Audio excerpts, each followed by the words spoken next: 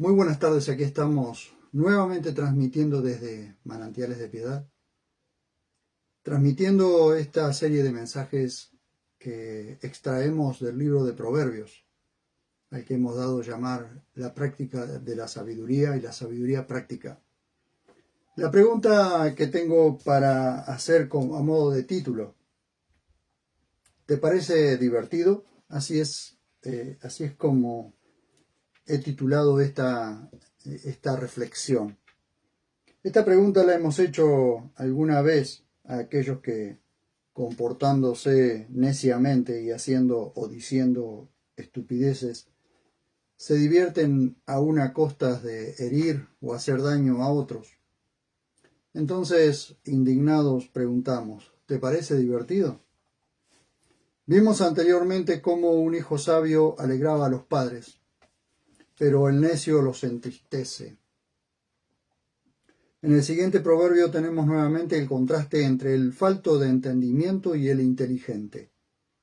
Proverbios 15:21 dice, la necedad divierte al falto de entendimiento, pero el hombre inteligente endereza su andar.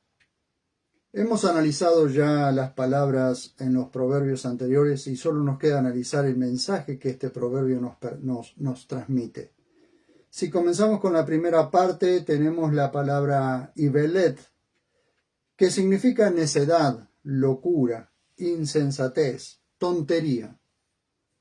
Ahora bien, esta palabra ibelet la encontramos en muchos proverbios, pero curiosamente,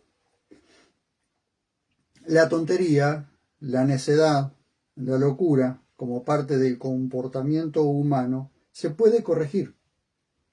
En la gran mayoría de los casos, todos nosotros al nacer y crecer estamos ligados a la necedad, no a la sabiduría. La necedad, la insensatez, el desatino, la fatuidad, la indiscreción son producto de la caída del ser humano y desde niños somos inclinados al mal. Como dice Génesis 8:21, la mente del hombre se inclina al mal desde su juventud.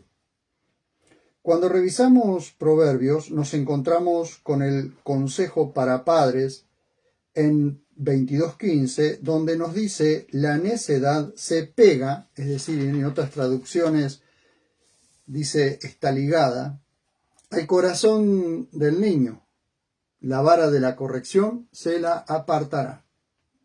Esto significa que la disciplina amorosa, pero firme, de los padres puede hacer de sus hijos personas inteligentes y sabias. Cuando los niños desde pequeños nos dan muestra o signos de necedad o locura maliciosa, y los padres los consienten o les celebran las necedades, hay altas probabilidades de que ese niño sea un necio cuando crezca.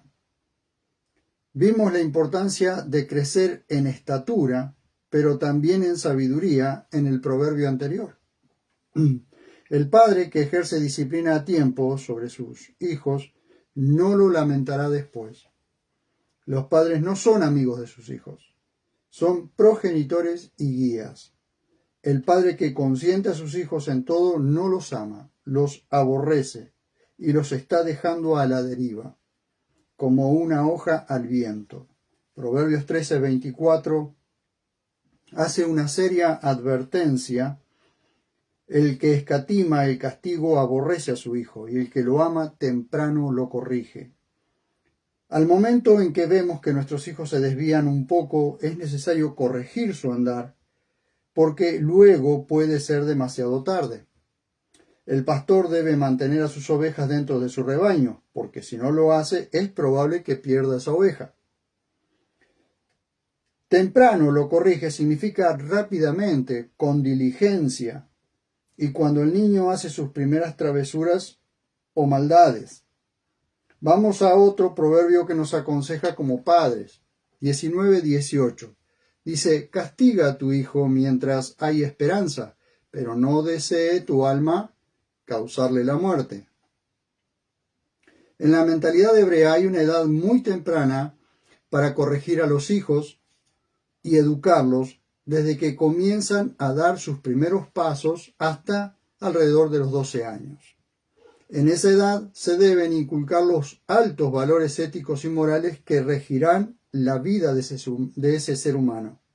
Luego viene la etapa del Bar Mitzvah, que significa hijo del mandamiento, y es cuando el hijo debe acompañar a su padre a escuchar la Torá y a sus rabinos, para que cuando crezca sea una persona recta.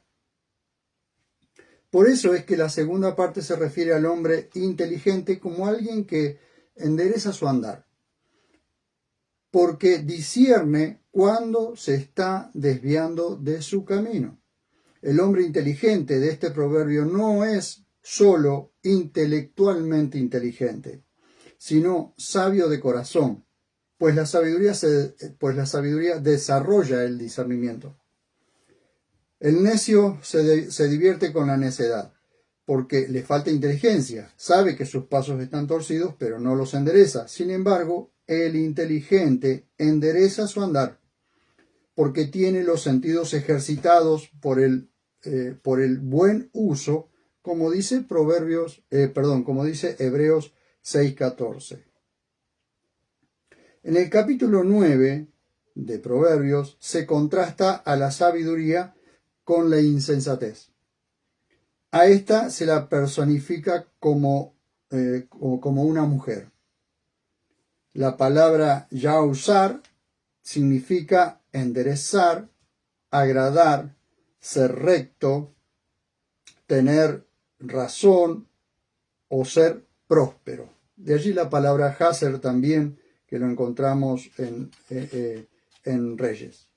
En Proverbios 9, la mujer insensata o libertina llama a los que van derechos por su senda a pecar.